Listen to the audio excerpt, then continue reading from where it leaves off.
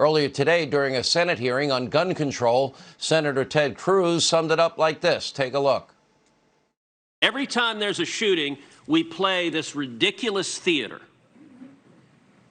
where this committee gets together and proposes a bunch of laws that would do nothing to stop these murders. After every mass shooting, as Democrats propose taking away guns from law-abiding citizens, because that's their political objective.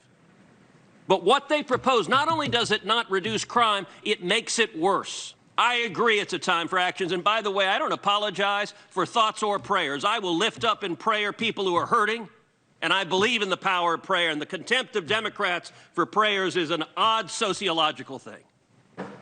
But I also agree thoughts and prayers alone are not enough. We need action. Joining us now with more is the Texas Senator himself, Ted Cruz. I love that line. I'm not going to apologize for thoughts or prayers, nor will you apologize for the right of the people to keep and bear arms and protect themselves and their families, Senator. Thank you for standing up for our Constitution and the Second Amendment, because apparently many are not tonight, and Joe Biden's threatening executive action. Well, Sean, that's exactly right. And the modern day left is more and more extreme. They have this bizarre antipathy to God and to prayers. So anytime, look, all of us have had people who've lost loved ones. And then the first thing you do when someone has lost a loved one is you reach out and say, hey, I'm lifting you up in prayer. I'm praying for you, your family. I know you're hurting, and may God's peace be with you. And the left treats that like, how dare you believe there's an omnipotent God who could actually love you and care for you.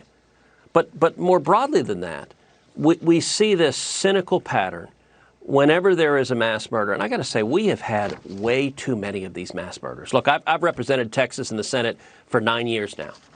I have been Santa Fe High School. Santa Fe is less than an hour away from my home. I was down in Santa Fe High School within an hour of that shooting. It was horrific. The crazed madman who murdered those kids. El Paso, the crazed, racist bigot who murdered the people at that Walmart. I was there for that. Dallas, when 5 police officers were murdered by a radical leftist. I was there for that.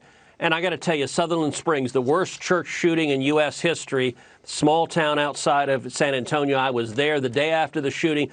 In that sanctuary, I saw with my own eyes the blood and shattered glass and the agony and the incredible love of that community.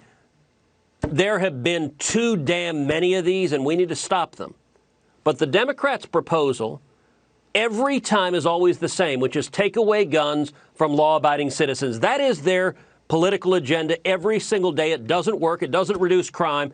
And in fact, it makes it worse because it disarms the potential victims and makes them vulnerable to criminals. If you want to stop them, the way to do it, what works is you target the bad guys. You go after violent criminals. You go after felons. You go after fugitives. You go after those with serious mental illness. You stop them from getting guns. And when they try to illegally buy a firearm, you lock them up and put them in jail. And back in 2013, I introduced legislation. It's called the Grassley-Cruz legislation. It targeted the bad guys. It directed the Department of Justice to prosecute felons and fugitives who try to illegally buy guns. The Democrats in 2013 filibustered Grassley-Cruz. We got 52 votes on the floor of the Senate, a Democratic Senate. 9 Democrats voted for it. So it was the most bipartisan support of any of the comprehensive legislation. And yet Harry Reid and the Democrats, Chuck Schumer and the rest of the liberals filibustered it, demanded 60 votes. It didn't pass. I'll tell you, Sean, if Grassley-Cruz had passed, there's a very good chance Sutherland Springs never would have happened, because the criminal who had committed a felony, who was ineligible to buy guns, the Obama Air Force never reported his conviction to the background database. And when he tried to illegally buy the gun, his conviction wasn't there. He was allowed to buy the gun, and he murdered those people. If Grassley-Cruz had passed, they would have prosecuted him. They would have put him in jail, and he would have been in a jail cell instead of in that beautiful sanctuary.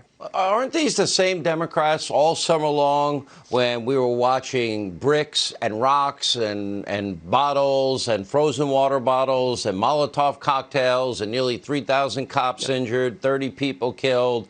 Let's see, arson, looting, the taking over of police precincts, burning them to the ground, allowing city blocks to be taken over, autonomous zones, Chaz, Chop, Summer of Love, spaghetti potluck dinner zones. Yep. Aren't they the same ones that were telling us every day that, well, these are not riots, these are peaceful protests? That's what I remember from last summer. No, I think that's exactly right. And these are rich liberals who have their own security details, who say that you shouldn't be able to protect your own family. You know, we had a hearing in the Senate Judiciary Committee where we heard testimony that in 2020, the rate of gun buying went up dramatically. And it went up in particular among minority communities, among African Americans, among Hispanics, among Asian Americans.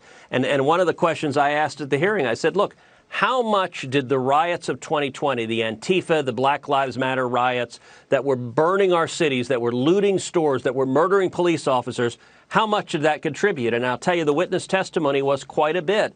I can tell you in Houston, I remember when these riots were happening, there were stories about how violent mobs were to come into the suburbs and raid people's homes. And I got to tell you, in Houston, that would not work out well, because in Texas, a whole lot of the homes, people believe in the right to keep and bear arms. And if you come after their families, you're going to meet the business end of a firearm.